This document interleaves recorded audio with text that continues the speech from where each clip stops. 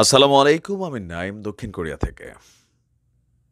পশ্চিমা রাষ্ট্র নিয়ে কথা বলবেন? আমার YouTube channel one kind of ban হয়ে আছে একটা। ফেসবুক পেজে খুব বেশি কথা বলা যায় না। শুধু কি এই বাটে আমিই পড়ছি? নো। পৃথিবীর যেকোনো রাষ্ট্রে বসবাসকারী যেকোনো নাগরিক যখন ফ্রিডম অফ স্পিচের প্রকৃত প্রয়োগ করতে চায়, তাদেরকে আটকে দেওয়া হয়। শুধুমাত্র আজকে বাংলাদেশে না, সারা পৃথিবীতেই কিন্তু এই সিস্টেম চলছে। কৌশলে আপনাকে সরিয়ে দেওয়া হবে। তবে এই খেলায় সবচেয়ে বড় একজন আই উইটনেস, একজন মানে কি বলা হয় যে মার্কিন যুক্তরাষ্ট্রের সেনাবাহিনীর কালো অধ্যায়কে ফাঁস কইরা দিয়া কি পরিমাণ বাটে পইরা আছে রে ভাই! দিন শেষে যখন কোনো রকমে এই ব্যক্তিকে নিজেদের মানে করাতলে আনতে ব্যর্থ হয়েছে যুক্তরাষ্ট্র, তখন একটা চুক্তি হইছে। চুক্তিটা হচ্ছে যে তুমি এই বিষয়গুলো এইভাবে করবা, আমরা তোমাকে এই বিষয়গুলা করব। আসুন দেখি আলোচনায় কেন জুলিয়ান অ্যাসাঞ্জ নামক একজন ব্যক্তি, যাকে নিজেদের দেশে ধরে আনার জন্য গত ১৫ বছর যাবৎ সর্বোচ্চ চেষ্টা করছে মার্কিন যুক্তরাষ্ট্র, কিন্তু পারে নাই। দিন শেষে এই ব্যক্তি যুক্তরাজ্যে এই মুহূর্তে জেল খাটছে। আর অবশেষে একটা নেগোসিয়েশন আলোচনা। কেন আপনার এই জুলিয়ান অ্যাসাঞ্জের প্রতি মার্কিন যুক্তরাষ্ট্রের এত ক্ষোভ? তথ্য বলছে যে আপনার আ উইকিলিক্সের প্রতিষ্ঠাতা হচ্ছেন জুলিয়ান অ্যাসাঞ্জ। দীর্ঘ ১২ বছর পর তিনি মুক্ত জীবনে ফিরতে যাচ্ছেন। ৫ বছর ধরে যুক্তরাজ্যের একটি কারাগারে বন্দী ছিলেন।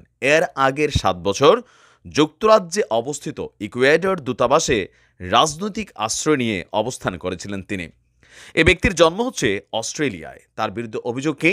যুক্তরাষ্ট্রের গোপন নথি ফাঁসের অভিযোগ এনেছিল। দেশটি দাবি করছে, মার্কিন যুক্তরাষ্ট্র বলছে, অ্যাসাঞ্জ উইকিলিক্সে তার এই সাইটে মার্কিন সেনাবাহিনীদের গোপন নথি ফাঁস করে তাদের জীবনকে ঝুঁকিতে ফেলেছেন। এখন আসেন, কি ফাঁস করছেন? মধ্যপ্রাচ্য নিয়ে কি ঘটেছিল এই ইরাক, আফগানিস্তানে, আসুন দেখি।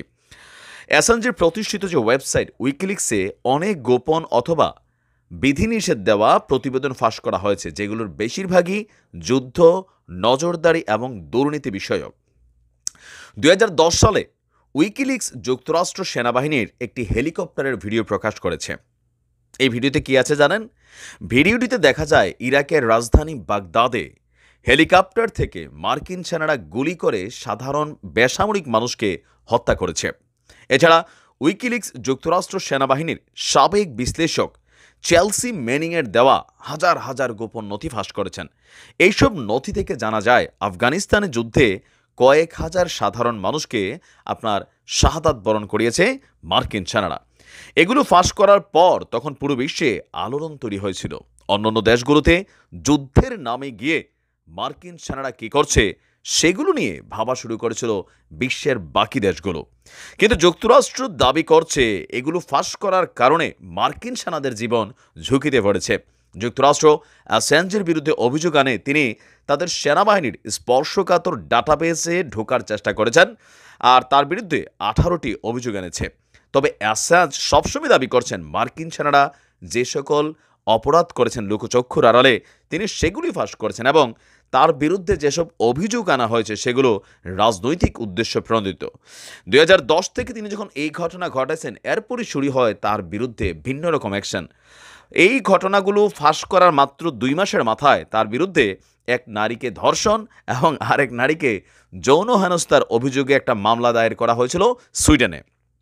আর এরপরই শুরু হয়েছে তার বিরুদ্ধে আইনি সংগ্রাম, যা তিনি দীর্ঘ ১৪ বছর যাবৎ আপনার এটাকে ফেস করছেন। অ্যাসাঞ্জকে ফিরিয়ে নিতে ব্যর্থ হওয়ার কয়েকদিন আগে তার সঙ্গে চুক্তি করে যুক্তরাষ্ট্র। বলা হয় অ্যাসাঞ্জ তার বিরুদ্ধে আনা একটি অভিযোগ অস্বীকার করবেন এবং ক্ষমা চাইবেন। এর বদলে যুক্তরাষ্ট্র তাদের অভিযোগ তুলে নেবে এবং তাকে কোনো কারাদণ্ড দেবে না, কারণ তিনি ইতিমধ্যেই ৫ বছর জেল খাটছেন। বুঝতে পারছেন, আমি আর বেশি কিছু বললে আমার অবস্থা অ্যাসাঞ্জের মতনই হবে। ভালো থাকুন।